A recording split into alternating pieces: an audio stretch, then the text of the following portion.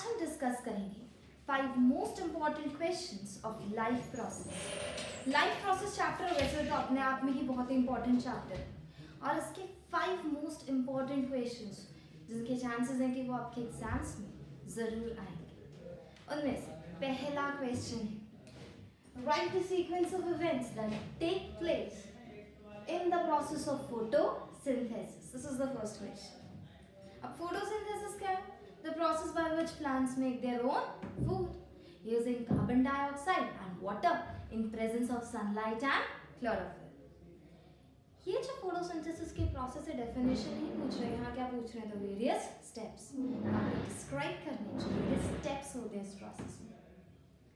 That is the mechanism of photosynthesis. Photosynthesis कहाँ होता है? क्लोरोप्लास्ट में. So let's discuss the mechanism. पहला स्टेप जो होता है फोटोसिंथेसिस में यानी the events that occur is absorption of light by chlorophyll. पहला स्टेप क्या होता है? क्लोरोफिल जो पिगमेंट है क्लोरोप्लास्ट में प्रेजेंट, ये सनलाइट को क्या कर रहा है? एब्जॉर्ब कर रहा है. तो फर्स्ट स्टेप अपन को क्या लिखना है? Absorption of light by chlorophyll. Second step, photolysis of water और conversion of light energy into chemical energy. मतलब वाटर का क्या हो रहा है? फोटोलाइसिस, मतलब लाइट एनर्जी का इस्तेमाल करके वाटर मॉलिक्यूल ब्रेक हो जाता है.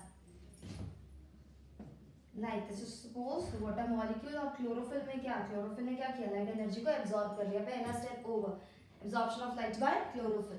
दूसरा स्टेप, ये जो वाटर मॉलिक्यूल है इसको क्लोरोफिल जिसमें एनर्जी प्रेजेंट है वो ब्रेक कर देता है into protons plus electrons plus oxygen. Oxygen यहीं से एस्केप हो जाता है. अब बचता क्या है? हाइड्रोजन और ये इलेक्ट्रॉन. अगला इसमें क्या हो रहा है? Conversion of light energy into chemical energy. अब सन की जो एनर्जी थी लाइट एनर्जी के फॉर्म में थी, उसको कन्वर्ट करना into chemical energy that is ATP के फॉर्म में. तो क्या होगा?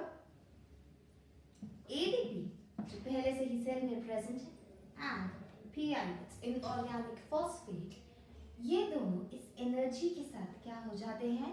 कंबाइन. क्या बनाएंगे? ATP plus this H plus atom will be left. ये जो एटीपी का फॉर्म है यही क्या है? हमारी केमिकल एनर्जी. तो दूसरा स्टेप या दूसरा इवेंट भी कंप्लीट. तो पहला क्या आ रहा है? Absorption of light by chlorophyll. दूसरा हो रहा है फोटोलाइसिस ऑफ वाटर, मतलब लाइट एनर्जी की वजह से वाटर का लाइसिस हो रहा है. एंड उसके बाद क्या हो रहा है? लाइट की जो एनर्जी है वो किस में कन्वर्ट हो रही है? Into chemical energy. तीसरा step, reduction of carbon dioxide into carbohydrate यानी कि ग्लूकोज में. कार्बन डाइऑक्साइड किस में कन्वर्ट हो रहा है? इनटू कार्बोहाइड्रेट यानी कि ग्लूकोज में कन्वर्ट हो रहा है. कार्बोहाइड्रेट में क्या हो रहा है? कन्वर्ट हो रहा है. आई होप यहाँ तक का पॉइंट आप लोगों को क्लियर है कैसे प्रोसेस हो रही है. CO2 प्लस यहाँ पर जितना है आपका सब्सटेंस बचा था दैट इज H प्लस, और ये जो ATP एनर्जी थी इसका इस्तेमाल करके ये किस में कन्वर्ट हो रहा है? C6H12O6 यानी कि किस मॉलिक्यूल में? Into the molecule of glucose. अब ATP की अगर एनर्जी इस्तेमाल हो जाएगी तो वापस से पहले जैसा बन जाएगा ADP plus PI that is inorganic phosphate. Adenosine diphosphate और इनऑर्गेनिक फॉस्फेट में वापस से आ. इसी वे में आपको अपना आंसर लिखना है. पॉइंट वाइज प्रॉपरली रिप्रेजेंट करेंगे अपने आंसर को क्योंकि presentation is also important. Hand writing अच्छी हो और उसको प्रेजेंट हमें स्टेप वाइज करना. इससे करेक्शन करने के लिए भी आसानी रहती है. आंसर बहुत ही ज़्यादा प्रेजेंटेबल लगता है. तो first step is absorption of light by chlorophyll, then photolysis of water, conversion of light energy into chemical energy, और reduction of carbon dioxide into carbohydrates. Carbon dioxide आपका कार्बोहाइड्रेट्स में कन्वर्ट हो रहा है, मतलब अल्टीमेटली जिसके लिए प्रोसेस हो रहा है ग्लूकोज फॉर्म हो रहा है. क्लियर? ये जो दो ऊपर वाले स्टेप्स है इनको लाइट रिएक्शन भी कहा जाता है. तो आप लोग इस तरीके से लाइट रिएक्शन हेडिंग देकर इन दो पॉइंट्स को लिख सकते हैं. एंड ये वाला प्रोसेस क्योंकि इसमें सनलाइट की जरूरत ही नहीं है, केमिकल एनर्जी भी ऑलरेडी कन्वर्ट हो गई, इसको अपन डार्क रिएक्शन लिख कर इस पॉइंट को अपन रिप्रेजेंट कर सकते हैं. बट अगर अपन एनसीईआरटीज में देखें so properly these 3 points are given and we have to write according to. So ये था one of the most important questions, write the sequence of events जो किसमें हो रहे हैं, the process of photosynthesis. I hope so ये वाला question आप लोगों को क्लियरली समझ में आ गया होगा एंड किस वे में पॉइंट वाइज हमको इसे आंसर करना. Now will move on to the second question.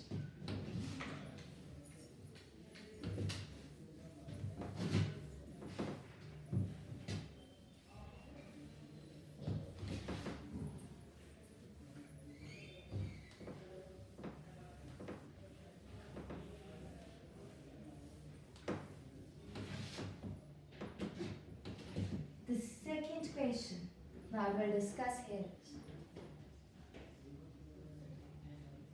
write the ways in which glucose is oxidized to provide energy. Glucose के हमको वेज लेते हैं, जिस वेज में ग्लूकोज क्या हो रहा है, ऑक्सीडाइज हो रहा है, क्या देने के लिए, एनर्जी. ग्लूकोज का ऑक्सीडेशन मतलब रेस्पिरेशन. तो यहाँ हमको वेरियस वेज बताने जिसमें ग्लूकोज क्या हो रहा है, ऑक्सीडाइज हो रहा है, यानी कि ब्रेक हो रहा है to give what, energy. Let's see the way you have to write down in your exams, same way I am writing it on the board, so pay attention to it. Glucose की अगर अपन बात करें, glucose जो है C6H12O6, अब ये glucose break हो जाएगा, यानी कि इसका क्या होगा, ग्लाइकोलाइसिस. ग्लूकोज का ग्लाइकोलाइसिस होगा. ये प्रोसेस कहाँ हो रही है, साइटोप्लाज्म में सेल के. एंड ये ग्लूकोज ब्रेक हो जाएगा इनटू पाइरूवेट. पाइरूवेट का chemical formula CH3C double bond O COOH. This is the formula of pyruvate. Glucose का साइटोप्लाज्म में सबसे पहले लाइसिस हो जाता है, यानी कि ग्लूकोज ब्रेक हो जाता है इनटू व्हाट, पाइरूवेट. अब इसके बाद इसका पाथवे अलग अलग हो जाता है depending on the kind of respiration that is taking place. अगर अपन बात करें इन प्रेजेंस ऑफ ऑक्सीजन, यानी कि O2 की मौजूदगी में, O2 के प्रेजेंस में कौन सा रिएक्शन होता है, कौन सा रेस्पिरेशन, एरोबिक रेस्पिरेशन. क्योंकि अपन को यहाँ पर सारे पार्ट्स डिस्क्राइब करने. ये प्रोसेस कहाँ पर होती है, माइटोकॉन्ड्रिया में होती है. अब ग्लूकोज ऑक्सीजन के प्रेजेंस में हमेशा कंप्लीटली ब्रेक होगा. तो ये कंप्लीटली ब्रेक होगा into CO2 plus H2 plus 38 molecules of ATP. Clear? Similar अगर ये एनएरोबिक रेस्पिरेशन होता तो एनएरोबिक रेस्पिरेशन के दो पाथवेज होते हैं. एक क्या होता है ईस्ट में और दूसरा होता है मसल्स में, एनिमल्स के. तो पहले हम ईस्ट की बात करते हैं. ईस्ट में प्रोसेस होती है एब्सेंस ऑफ O2. अगर ऑक्सीजन के एब्सेंस में तो प्रोसेस कहाँ हो गई है, साइटोप्लाज्म में. O2 के एब्सेंस में मतलब यहाँ पर O2 कंप्लीटली प्रेजेंट नहीं है. कहाँ हो रही है प्रोसेस है, ईस्ट. फर्मेंटेशन. ये क्या बनेगा, C2H5OH, यानी कि क्या बनेगा, ये इथेनॉल. साथ ही साथ क्या निकलेगा, 2 molecules of carbon dioxide and 2 molecules of ATP. Similar, अगर ये प्रोसेस होती है lack of oxygen, muscle cells में हमेशा अपन क्या लिखेंगे, lack of oxygen. Oxygen completely absent नहीं होता, सिर्फ ऑक्सीजन की कमी हो जाती है, मतलब जितने ऑक्सीजन की जरूरत होती है उतना ऑक्सीजन नहीं मिल पाता। So in lack of oxygen this process will occur, that means in the muscle cells जब हम विगरस एक्सरसाइज करते हैं तो हमारी बॉडी को बहुत ज़्यादा एनर्जी की ज़रूरत होती है, सब अपना ब्रीदिंग रेट भले बढ़ जाता है पर उतना ज़्यादा ऑक्सीजन नहीं पहुंच पाता कि ग्लूकोज को कंप्लीटली ब्रेक कर सके। In that case it will form what, CH3 CH OH COOH, somewhat similar to pyruvic acid, right? This is what, lactic acid। Thus दो मॉलिक्यूल्स किसके बनते हैं, ATP के। तो ये आपके वेरियस वेज हैं, ये किसके, 3 वेज है जिसमें आपका ग्लूकोज ब्रेक होता है टू गिव व्हाट, एनर्जी।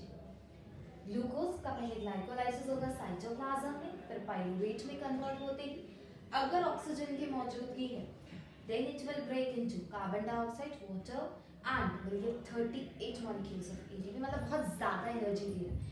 अगर एब्सेंस होता है ऑक्सीजन का तब ये प्रोसेस होती है साइटोप्लाज्म, वो भी ईस्ट में ये प्रोसेस होती है फर्मेंटेशन, जिसमें इथेनॉल अल्कोहल फॉर्म हो रहा है plus carbon dioxide and plus सिर्फ 2 मॉलिक्यूल्स एटीपी के रिलीज होते हैं, ज़्यादा रिलीज नहीं होता। मसल क्रैम्प्स के केस में भी जो मसल्स में फॉर्म होता है in lack of oxygen not absence, lactic acid that's responsible for muscle cramps and only 2 molecules of ATP is generated. Whenever you write this answer always represent it in this flow chart form, क्योंकि paper में आपका answer सही होने के साथ साथ representing का एक वे होना चाहिए of answer, anyway we can not write it, proper representation. दूसरी चीज एक और ध्यान देंगे, इट्स नॉट नेसेसरी कि एग्जैक्टली वर्ड टू वर्ड यही क्वेश्चंस आएंगे, पर क्वेश्चंस इसी टॉपिक में से होंगे, they will just twist the question.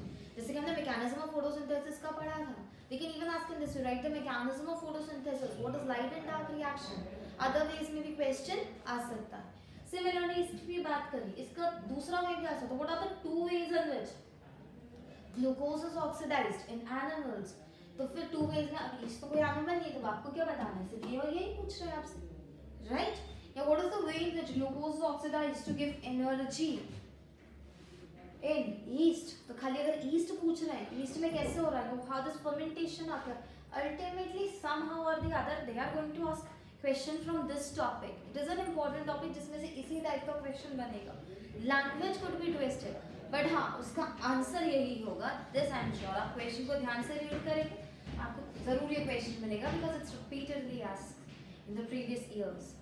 I hope से your answer clear है, representation भी आप लोगों को समझ में आया, right? Now we'll move on to the third most important question.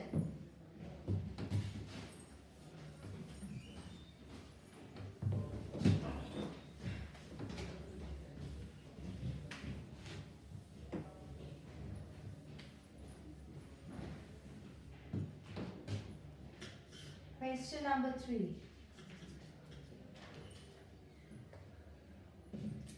Bile juice is produced by which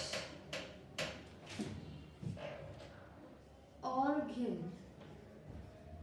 and what is its function? Bile juice कौन सा ऑर्गन प्रोड्यूस करता है? Lungs. Lungs is a gland that produces what? Bile juice. So bile juice is produced by the lungs and it is temporarily stored in the gallbladder. What would be the answer to the first part? So bile juice is produced by liver and temporarily stored in the gallbladder and temporarily stored in the gallbladder. liver में produce होकर temporary store होता है किसमें? Gall Ladder maker, produce liver करता है. This way you'll answer the first part.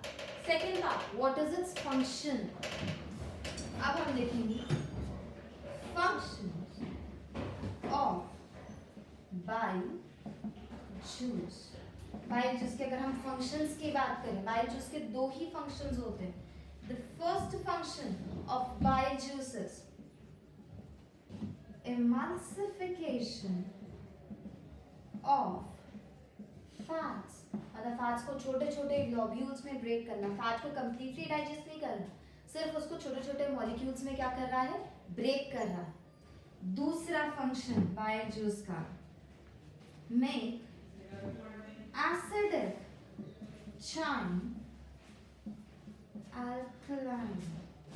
जो acidic chyme है, जो स्टमक से जो फूड आता है इन फॉर्म ऑफ चाइम, उस एसिडिक चाइम को अल्कलाइन यानी कि एक बेस में कन्वर्ट कर देता है, so that pancreatic juice could act on it, ताकि पैंक्रियाटिक जूस उस पर एक्ट कर सके. So first function is emulsification of fat. Second function is make acidic chyme alkaline so that pancreatic juice could act on it. This way you all are going to write the answer to this question properly. First answer the first part, then answer the second part. Also organ reduce करता है, liver reduce करता है, साथ में ये भी लिखो temporarily all bladder में स्टोर होता है.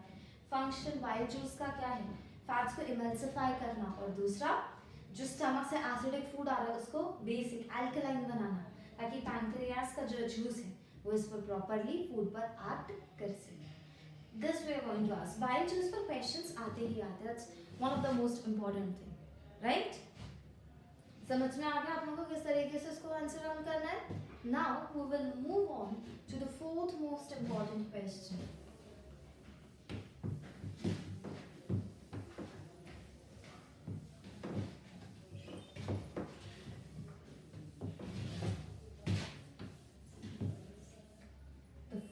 Most important question is why oxygenated and deoxygenated blood separated in birds and mammals. Birds और mammals में oxygenated और deoxygenated blood क्यों सेपरेट किया जाता है? Birds and mammals के पास क्या होता है, 4 chambered heart है. 4 chambered heart है और उसमें oxygenated और deoxygenated blood सेपरेट होता है by septum. Why? Because they have to maintain a constant body temperature. एक constant body temperature maintain करने के लिए ज़्यादा किसकी ज़रूरत होती है, एनर्जी की. ज़्यादा एनर्जी तभी प्रोवाइड होगी जब ऑक्सीजनेटेड और डीऑक्सीजनेटेड ब्लड सेपरेट रहे, right? So how are we going to answer the question? You have to in shortcut just don't come to the answer. अगर आप क्वेश्चन को कॉपी डाउन करके उसको कंटिन्यू करेंगे आंसर को, that would be much better way to answer. Write down this way, birds and in birds and mammals, oxygenated and deoxygenated blood is separated so that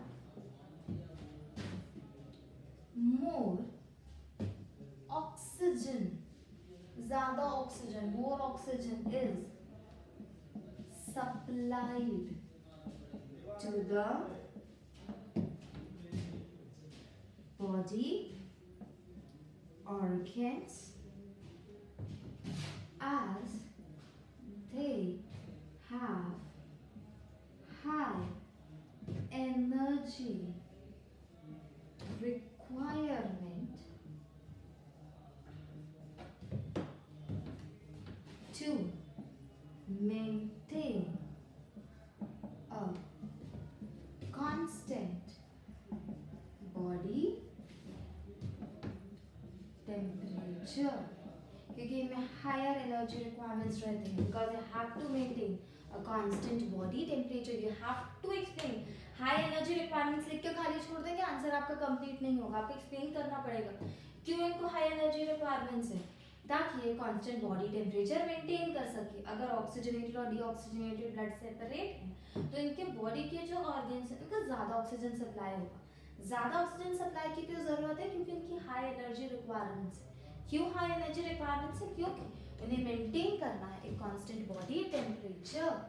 अब ऐसा question usually 3 marks में पूछा जाता है, so we have to write down each and every detail, at least key points, जैसे कि constant body temperature maintain करना, then high energy requirements. These key points should be there. इनको ज़्यादा ऑक्सीजन की ज़रूरत है. क्लियर? सो हमेशा आंसर करते रहे, की पॉइंट्स को ध्यान में रखें. This is the 4th most important question. Now we'll move on to the 5th most important question. Right?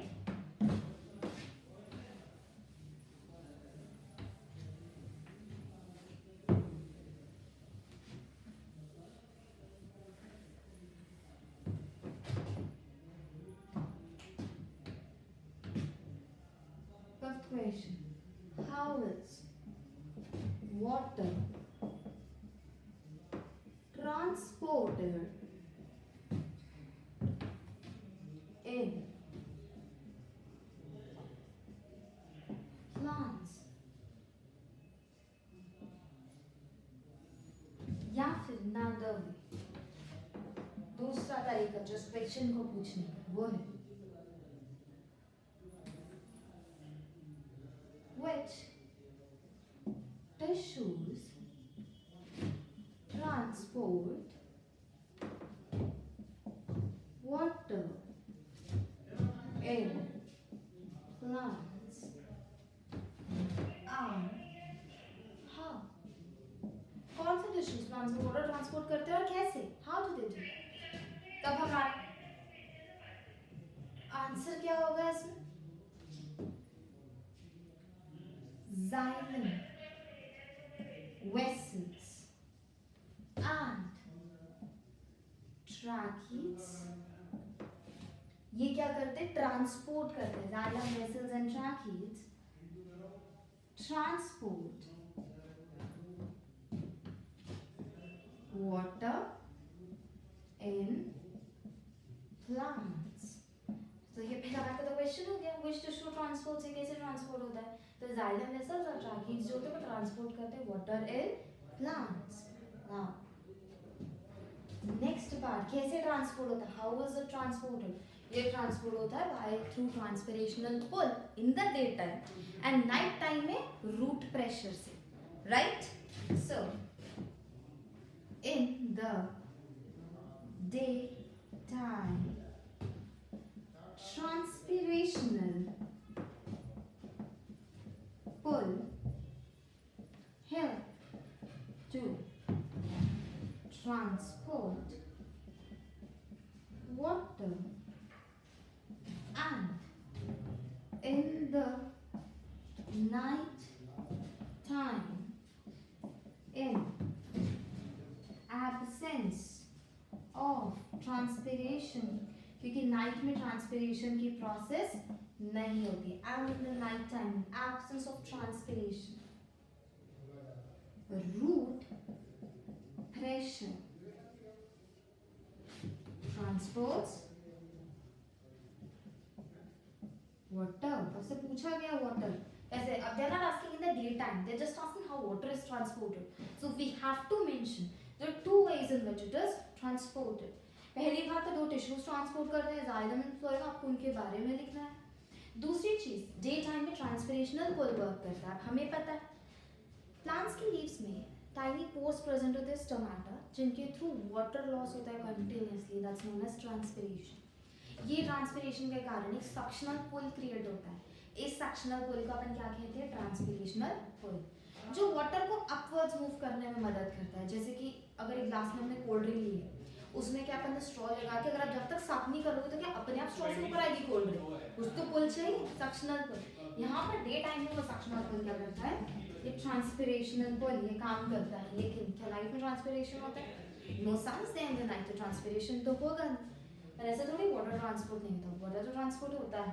So in absence of transpiration we have to mention that root pressure, ये की terms हो गए इसके, root pressure जो है ये water को क्या करेगा, ट्रांसपोर्ट। रूट प्रेशर कैसे क्रिएट होता है? सॉइल में वाटर ऑलरेडी प्रेजेंट रहता है, लेकिन रूट्स में तो नहीं होता, वहाँ तो वाटर कम होता है। तो जब सॉइल से रूट्स में वाटर पहुँचता है by the process of osmosis, that's movement of water from higher concentration to lower concentration, तब एक प्रेशर क्रिएट होता है in the roots, that is called root pressure, जो इस वाटर कॉलम को अपवर्ड्स मूव करने में मदद करता है।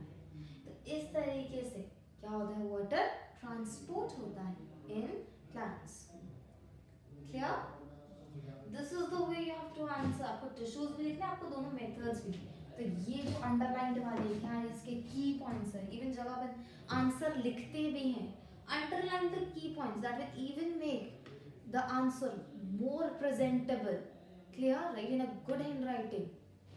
Key points should be there. Unnecessarily हमको इधर उधर की बातें नहीं लिखनी, to the point we have to write down. It's bio, right? It's part of science. So to the point the answer should be there, not unnecessarily too much, not less. And key points should be underlined to make it just more presentable. So ये थे 5 most important questions that can come in your board exams. इसके अलावा और भी 10 important questions हैं that are given in the description of this video. You can even refer to those questions as well. Okay students, thank you students for today's session. In the next session we'll meet with furthermore 5 important questions of other topics. Till then, thank you.